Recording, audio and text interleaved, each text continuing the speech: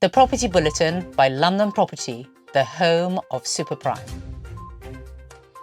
As Chancellor Jeremy Hunt prepares for his budget, speculation swirls regarding potential targets for tax reform, with stamp duty emerging as a focal point of discussion. Recent years have seen significant volatility in stamp duty land tax, SDLT, receipts, yet its effectiveness as a revenue generator remains unquestionable. Receipts for the 2022-23 tax year soared to £15.4 billion, marking a 9.2% increase from the previous year, highlighting its substantial contribution to government coffers. Despite its revenue-raising prowess, SDLT has drawn criticism for its perceived intrusiveness and arbitrary nature, earning it the label of a stealth tax. Critics argue that its impact on the property market has been detrimental, impeding mobility and stifling economic growth. Paul Johnson of the Institute for Fiscal Studies has been vocal in advocating for SDLT reform, suggesting that abolishing or reducing it could inject new life into the housing market and stimulate the economy. This sentiment aligns with concerns that high SDLT bills deter older homeowners from downsizing, exacerbating the shortage of family homes and hindering economic productivity. Against this backdrop, speculation mounts that Chancellor Jeremy Hunt may consider SDLT reforms in his upcoming budget. Potential measures could include extending relief thresholds, reducing SDLT rates, or implementing another temporary SDLT holiday, all aimed at stimulating housing market activity and bolstering economic growth. Knight Frank's latest analysis reveals that while there is a surge in positive sentiment in the property market, actual activity has yet to catch up. Despite a 15% increase in market valuation appraisals and an 8% rise in new buyer registrations in prime central and prime outer London, sales instructions have decreased by 16%, and exchanges are down by 17%. Average prices in prime central London saw a slight quarterly decrease of 1%, leading to an annual decline of 2.3% in January.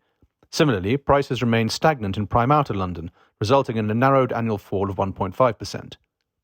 Stuart Bailey, head of prime central London sales at Knight Frank, emphasises that the market dynamics won't shift overnight, highlighting the asynchronous nature of activity and sentiment.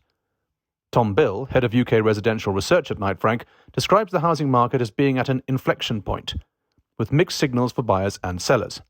While some indicators, like falling inflation and low mortgage rates, are positive, others, such as housing market data, are slower to reflect these changes.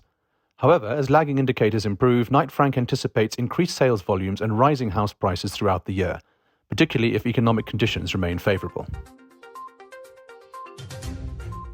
Navigating a divorce in Britain's challenging housing market can be a daunting task, as soaring house prices and rents often leave separating couples trapped in their shared homes, unable to move forward with their lives. For many couples, rising mortgage rates and the cost of living crisis make it financially impossible to afford separate accommodations, forcing them to remain under the same roof despite their desire to part ways. This predicament is exacerbated by the slow property market and record-high rents, making it difficult for couples to physically separate their lives. The challenges of divorce are compounded by the current state of the housing market, where even selling the marital home and dividing the equity can prove difficult. Property prices remain high and interest rates on the rise. Finding affordable housing in the same area becomes nearly impossible. Some couples may opt for magpie parenting or bird nesting, sharing the family home while taking turns caring for the children elsewhere. However, this arrangement comes with its own set of challenges and may not provide the emotional closure needed to move forward. In the rental market, those who can afford it may opt for holiday lets or high-end properties to bridge the gap between homes.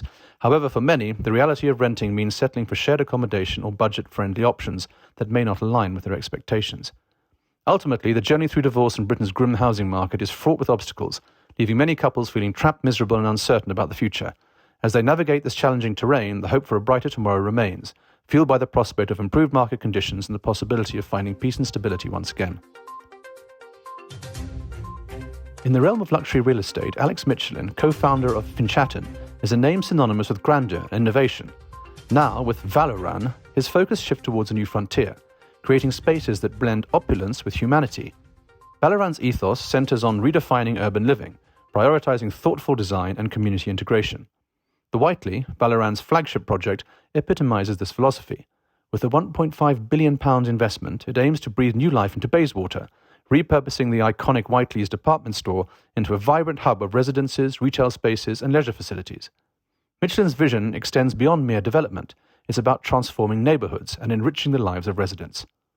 At the core of Valoran's mission is a commitment to addressing London's housing challenges.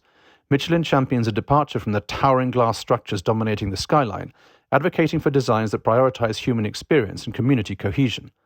By repurposing historic buildings and creating mixed-use spaces, Ballarat seeks to provide not just homes, but environments that foster connection and well-being. However, Michelin faces formidable obstacles, including bureaucratic hurdles and short-term thinking within the industry. Despite these challenges, his unwavering belief in London's enduring appeal drives him forward. Through Ballarat, he's not just shaping the city's skyline, he's shaping its future, one that's more inclusive, vibrant, and human-centered.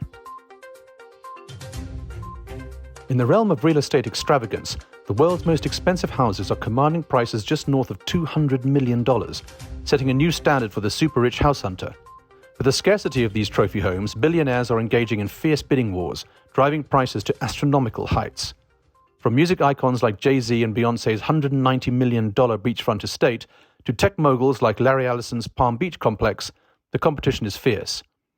In London, Indian billionaire Adair Poonawalla made headlines with his purchase of Aberconway House for around £138 million, while the record-breaking sale of £210 million for 2 to 8A Rutland Gate stands as a testament to the escalating prices in the UK capital. Across the pond, Manhattan's Penthouse sold for $240 million in 2019, reflecting the trend of the super-rich seeking luxurious retreats in sunnier locales like Malibu and Miami. Despite market fluctuations, demand for opulent London properties remains high, with Kensington and Chelsea retaining its status as the most expensive borough. As the hunt for the ultimate trophy home continues, suburban areas like Surrey and Buckinghamshire are also attracting attention for their spacious properties and serene landscapes. Amidst this frenzy, Forbes suggests that the regal town of Windsor harbours the most multimillionaires, underscoring the enduring allure of prestige and exclusivity in the world of high-end real estate. Subscribe to our newsletter to receive our weekly bulletins and stay ahead of what's shaping the super prime property market.